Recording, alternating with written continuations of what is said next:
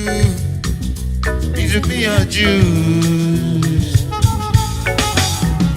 This kind of life you die on me. Okay, my greetings to you out there. My name is Oludotun Saseyi, and my friends call me Maestro. As usual, I have a few things to discuss with you. Sundry items, really, but all around the passing on of that highly creative spirit, Mohbad. That we all believe should still be with us, but now he's departed, and we are still walking around why that was so. So I'm going to talk quickly about the position, not the entire position of Pastor Bakare, who I have a great deal of respect for. I respect his brilliance, everybody knows that. Situate him inside the church, the brilliance is stunning. Take him, if you like, outside of the church, and then he still is brilliant self. And so I'm not going to talk about everything Pastor Bakare talked about, but I'm going to pick on one thing and quickly dispose off with that, and that is Mohbad. What kind of a name is that, Mohbad? And in some of my tutorials, in some of my interactions with other people, one thing I have been advocating for quite a while is that there is need for a different kind of parenthood. Parents today need to upgrade so that you know what you're dealing with. Like 70 years ago, a 70-year-old man today was brought up by a different kind of parenthood. It was a parenthood that did not factor the internet. Modernity was not, let's say it was a different kind of modernity. And there was a lot of beating. There was a lot of whatever it is they had 70 years ago. And then when that 70-year-old man today was bringing up his own children, it's different. And now that his own children, the 70-year-old man today, his own children are bringing up their own children, is different.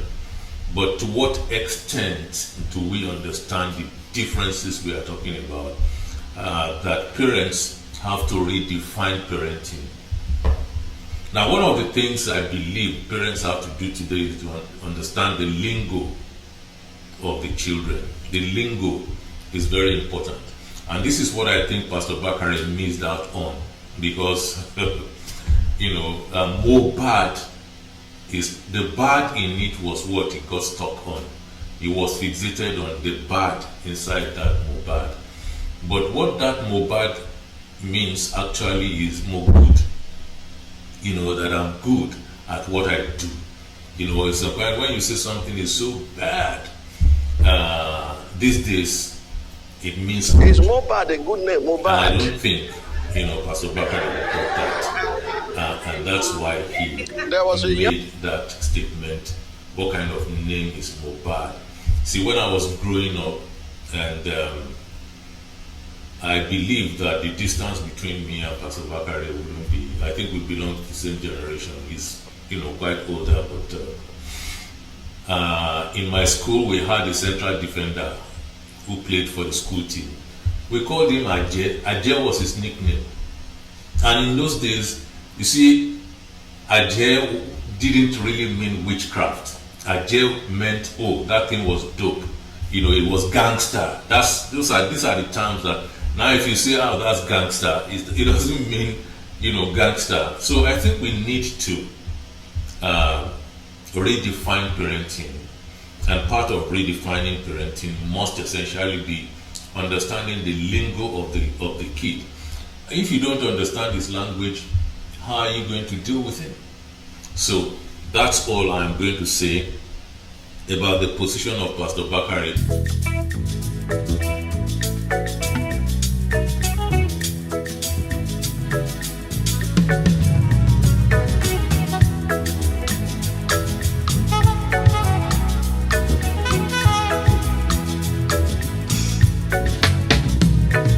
life would tire me. Very dark man.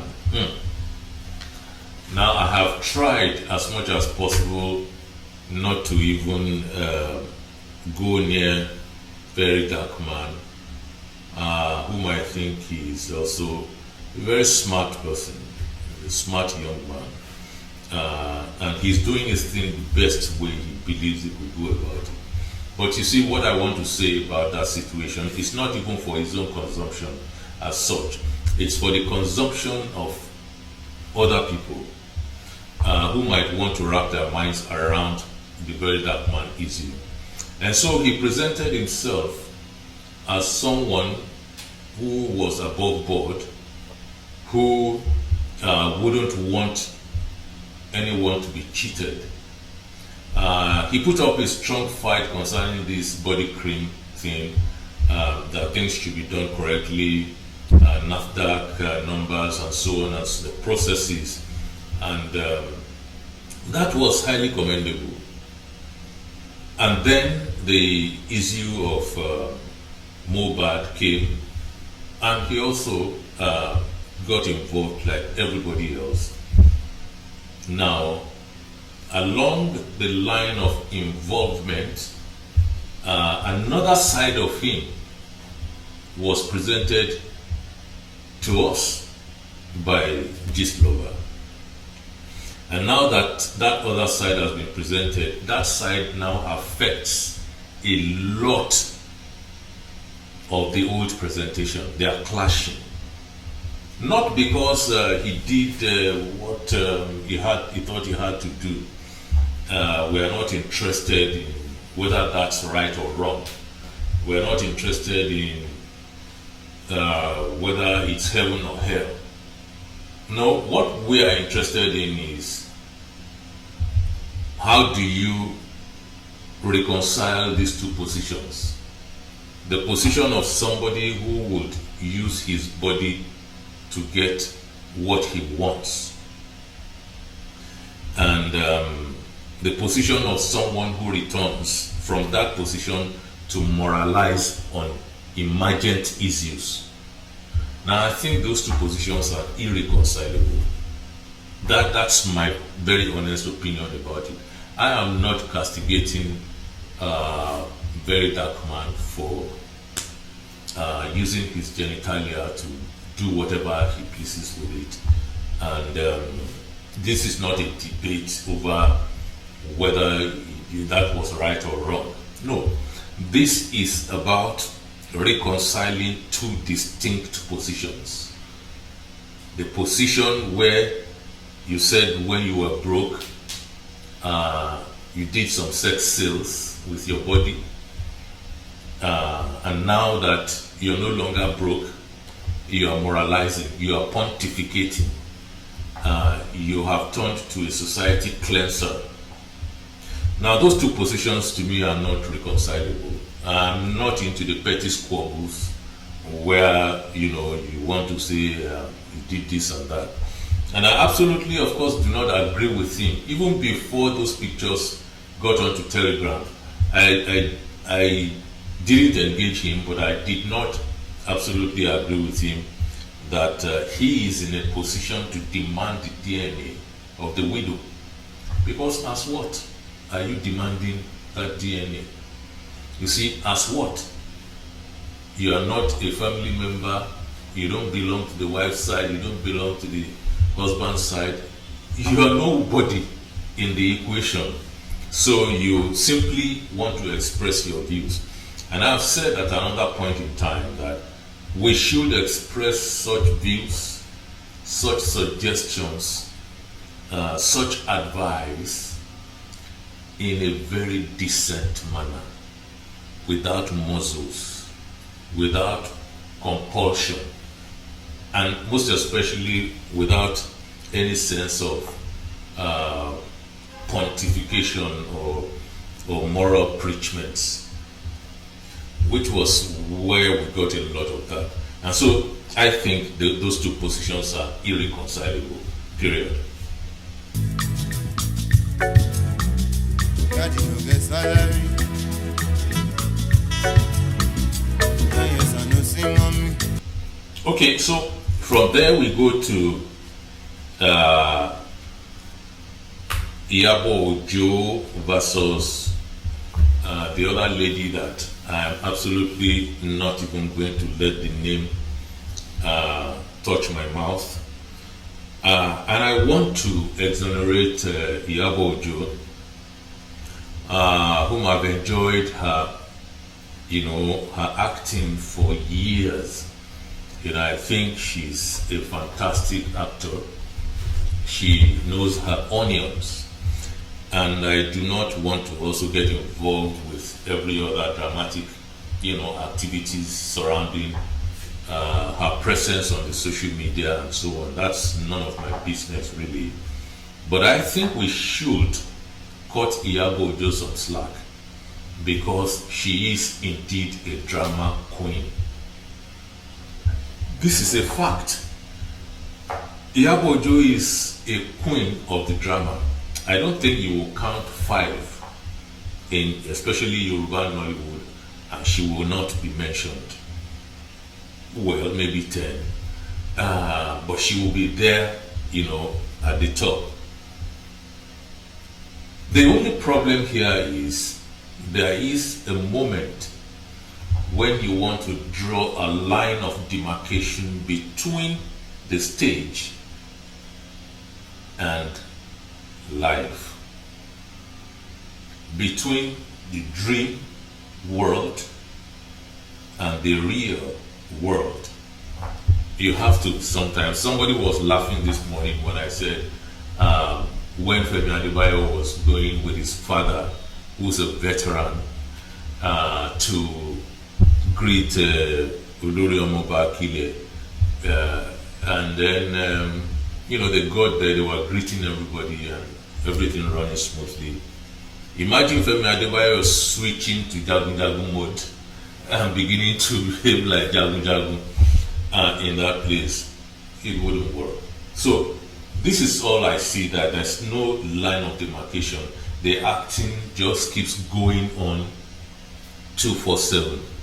And I'm not about blaming an actor for carrying on with the acting, and I don't have issues there, other than to say I understand where all that is coming from.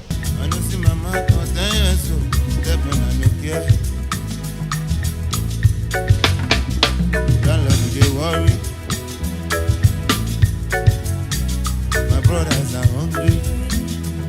Daddy got the money. They can't go bully.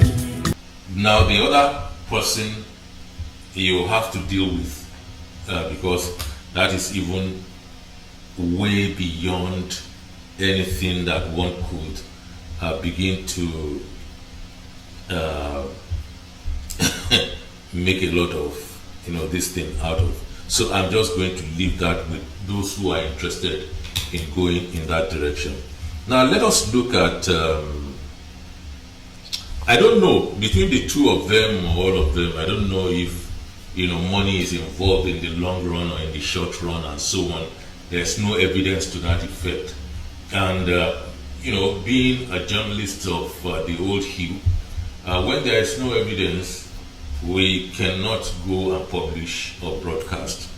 Therefore, I'm not going to join the crowd saying they have been paid to do this and they have been paid to do that. Whether pecuniary gains are involved or not remains to be seen. All right, so from there, I'm quickly going to the interview of Naira Marley and Reno Omokri. And what I have to say about that is, it is a clear laundering job, a very clear attempt to wash Naira Marley clean ahead of any eventuality. Otherwise, what's Reno Omokri doing around interviewing, Naira Marley? And then you even hear what they're saying about the interview, because and it looks to all intents and purposes like, okay, this is what you say when I ask this question, this is what you say, and all that. Now he's having to defend himself. I understand he's even laying a curse upon himself if he collected money before doing all that. Well, if you didn't collect money before doing all that, what if the money comes, much later? So some of these things are, they don't make a lot of sense. What Naira Marley wants to do is to return to the country and face the process and clean himself. There is no amount of interview that will be able to clean him, especially Reno Omokri interview. I mean, Reno Omokri himself, has not shown roots to even persons. He was absolutely speaking for Alhaji Atiku Abubakar at the moment. The next minute he appears to be talking in favor of the administration in town today. So if you do not have this fidelity, it becomes difficult for people like us to begin to listen to anything you're saying, because we have to have a fair measure of fidelity, and that's what is going to make us believe or disbelieve. In any case, you need to listen to Aziz Fashola himself, that's Naira Marley. What's his past like by his own confession? What's his past like by his own testimony? 124 times in England, arrested, gone in the cell. You don't know nothing about me. I'm not singing love song or slow jam song. I sing a gang music from early, man, a gangster. And this question is very, very germane. What was it about at such tender age? And he was arrested about 124 times. What was he doing? Why were they arresting him 124 times? And then, how did he spring free? Now, these things are important, aren't they? Why did he say it was better to be than with a gun than you realize that, not to be with a gun? Why did he say that? What was he using a gun for? Was he just carrying the gun all the time, or he used it at some point? That's important. And then he said his gun. I'm not singing love song or slow jam song. I sing a gang music from early, man, a gangster. Gang on the road in Peckham. All these things he said all by himself.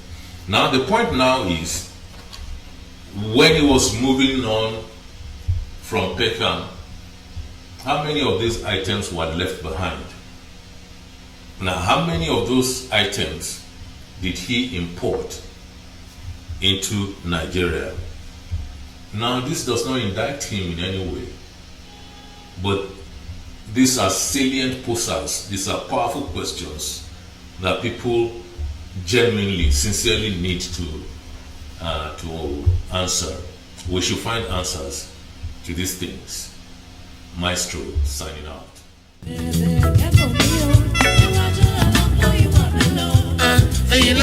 You